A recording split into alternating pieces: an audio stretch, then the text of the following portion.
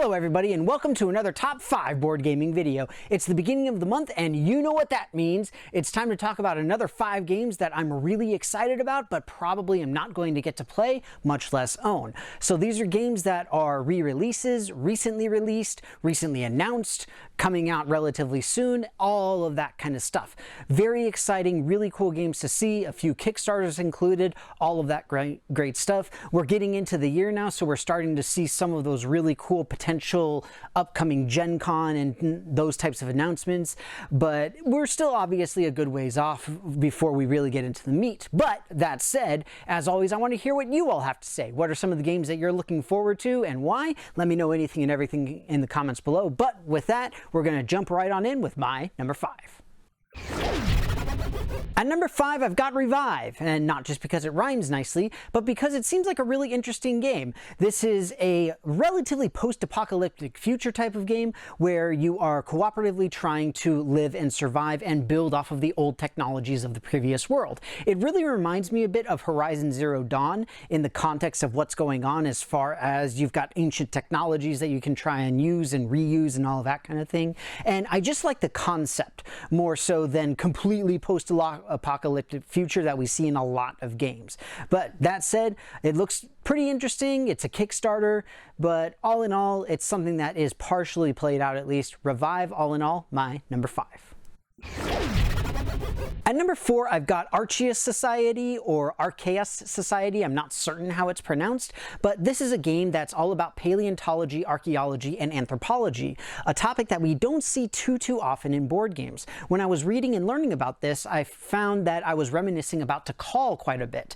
The idea of this game is that you send out expeditions in order to try to find remains of ancient human civilizations and bring back treasures of various sorts. You can opt for faster options or slower options, depending on how you pick out your explorers and your people who go on the expeditions, all of that kind of stuff. Seems like a really interesting game, but also very simple and easy to learn. So I'm looking forward to it. I think it's going to be pretty good. Archaeus Society or Archaeus Society, my number 4.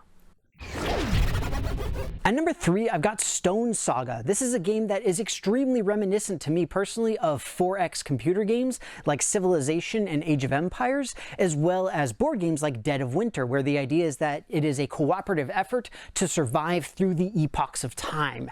And I think it's a really cool idea because they include things like crafting and trying to figure out how do you make a spear and how do you make a fishing net and all of that sort of thing so that you can advance your civilization and overcome obstacles that you come through and all that sort of thing. It is a campaign/legacy style where the idea is that each game session represents an epoch of time, and I like that concept. I think it's kind of cool because it allows people to sit in, sit out, and just move around and all that kind of thing. I do worry about replayability overall, but it seems like a really cool concept and I'm really excited for it. So with all of that, Stone Saga is my number 3.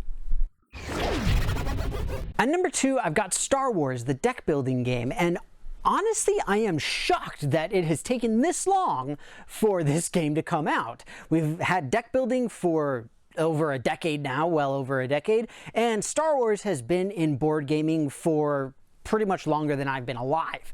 So it doesn't make sense it's taken this long, but I'm excited to see what comes of it. Now, we're not seeing any of the major players of deck building, but we do have some great talent behind it as the designers. And of course, it's a Fantasy Flight game because they own all the rights to make any Star Wars IP-based board games. So I think it has the potential to be really good, but what I'm mostly worried about is the individual expansions and stuff like that and having it become really bloated and things like that, like they did with X-Wing and Imperial Assault and stuff like that. But still, a Star Wars deck building game as a concept, as a whole, I'm super excited about. So that's why it is my number 2. At number 1, I've got Twilight Struggle, Red Sea, Conflict on the Horn of Africa. Try saying that 3 times fast. So for those of you who haven't seen any of my stuff before, I am a huge fan of Twilight Struggle. It is absolutely one of my favorite games, but I almost never get to play it because it is just so heavy. It's only a 2-player game. It takes hours to play. And so honestly, I mostly play it on Steam because there's a pretty good Steam version of it. The idea of this version, the On the Horn of Africa, is that it is a distilled version where you still have those same mechanics that you know and love from Twilight Struggle, but in a much smaller package that takes a lot less time to figure out and a lot less time to play. So it's either a great introduction to the full-fledged Twilight Struggle, or it's just a great game on its own because you still have that depth of strategy that we all know and love. Either way, I'm excited. I hope that at some point I'll get to play it. Twilight Struggle, Red Sea, on the Horn of Africa, my number one. Well, everybody, that's going to be it for me. I hope that you enjoyed these 5 games that I'm excited for March of 2023. It feels like that this year is flying by really fast, but in a way it's very exciting because, as always, we're seeing some great games come out. I've got a lot of Kickstarters on this particular list, and it's probably going to keep happening because Kickstarter's obviously not going to go away regardless of my personal feelings about it, but we do see some big companies coming out with some great games, and of course, as Gen Con, Essenspiel, and all of those types of things get closer and closer, we're going to see more and more awesome announcements and all of that kind of thing, I hope.